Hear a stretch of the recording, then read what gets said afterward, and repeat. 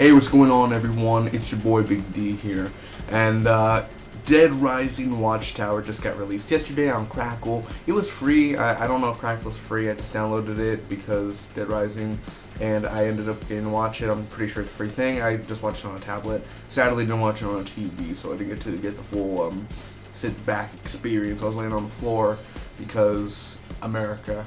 And yeah, Dead Rising Watchtower. I'm not going to spoil nothing, just give you my pros and cons and tell you whether this movie is worth watching or your time for an hour and 54 minutes. And yeah, I'll just tell you, and yeah, we'll go from there. Real quick, Dead Rising 1, just to prove to you that I played Dead Rising 2, remember it, had a lot of fun with that, and Dead Rising 3, I love me some Dead Rising, and I'm a big fan of the franchise.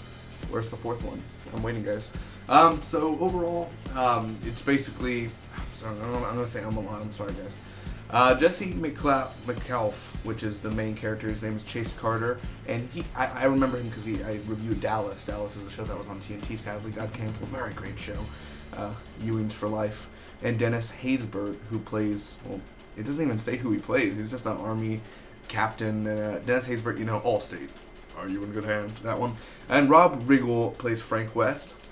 Okay, so let's get right to it. I'll just get with my pros. First off, you're going to expect from Dead Rising the action. The action is really fun, but there's nothing really about this action that makes me go like, oh my gosh, this is the greatest thing. Just the action is simple, you know, it's enjoyable. There is a lot of blood. I hate to compare, but Powers, this is a new show on PlayStation Network. It has way more far blood. Like, I heard a director talking 2 weeks ago or something for Dead Rising. He was like, oh, we added a lot of blood in the CGI, and we put so much blood, blah, blah, blah, in post-production and all that. I didn't see gush of blood. I mean, I didn't see that. Like, you could have added more. I mean, honestly, you could have added a lot more. There is a lot of blood spilled, but not as much as, there could have been way more bloodier. I'm just saying. But the action is enjoyable. It's fun. Frank West, Rob Riggle, really makes this movie. He's very funny. Now, if you're going to bring comedy into this, he's going to be the man to bring comedy. He's just straight up with you. Sadly, I wish Frank West was actually fighting, but Rob Riggle just basically sits and talks. So it's basically going to be, it took him probably a day or two to film his scenes, but it is enjoyable and fun. And I don't know whether or not to justify whether he played Frank West good. But for sure, when I looked at him, I didn't see, hey, that's Rob Riggle. I saw Frank West, so it was I bought that he was Frank West.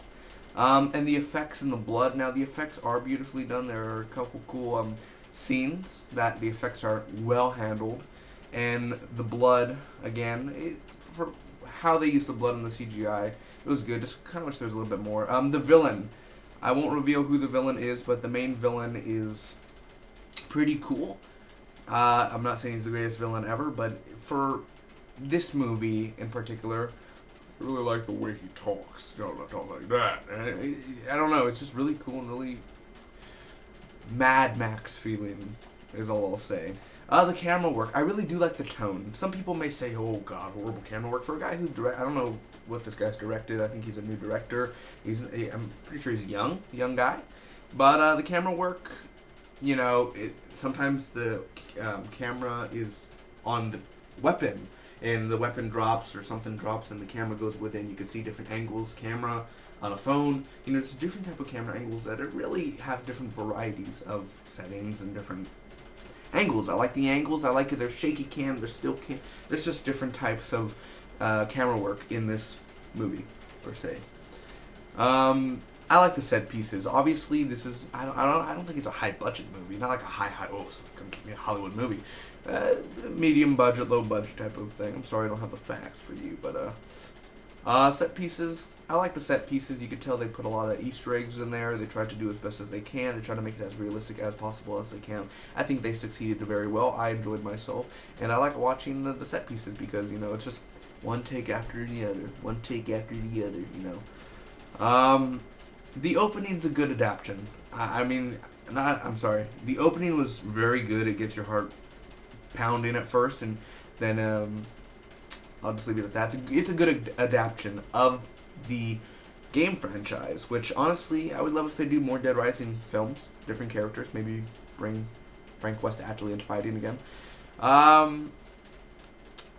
But it's a good adaptation. As a Dead Rising fan, I could say that I think this did justice for the. It doesn't hurt Dead Rising, that's for sure. It doesn't hurt the franchise. It actually makes the franchise a little bit more open-minded.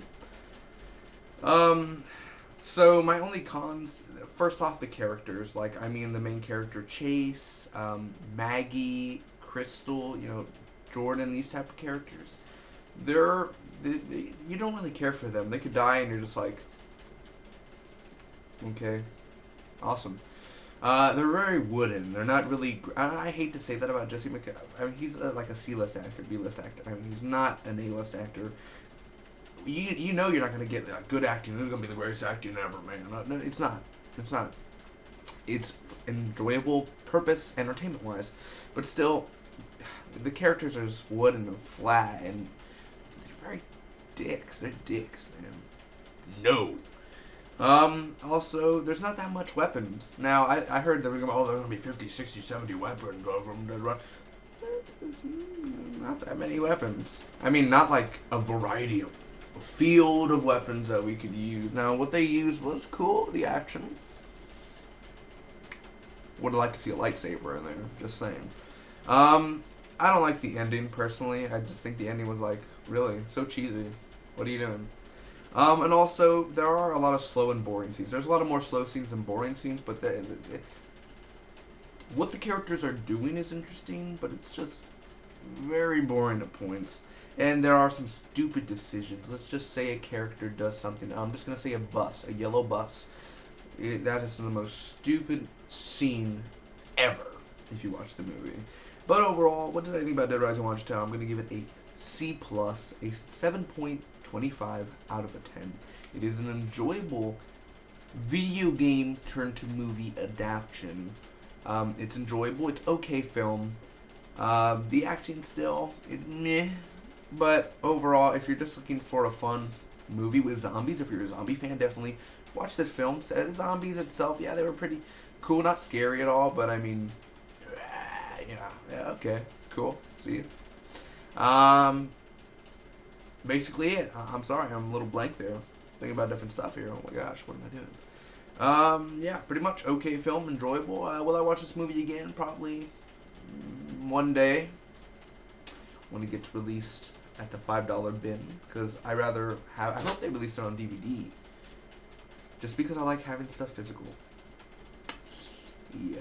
Anyway, if you've seen the movie, comment down below. Let me know what was your favorite part of Dead Rising Watchtower, and where do you think they should go on from here. Thanks so much for watching. Hope all of you enjoyed. Hit that like button for more movie reviews and for more Dead Rising if you were a Dead Rising fan.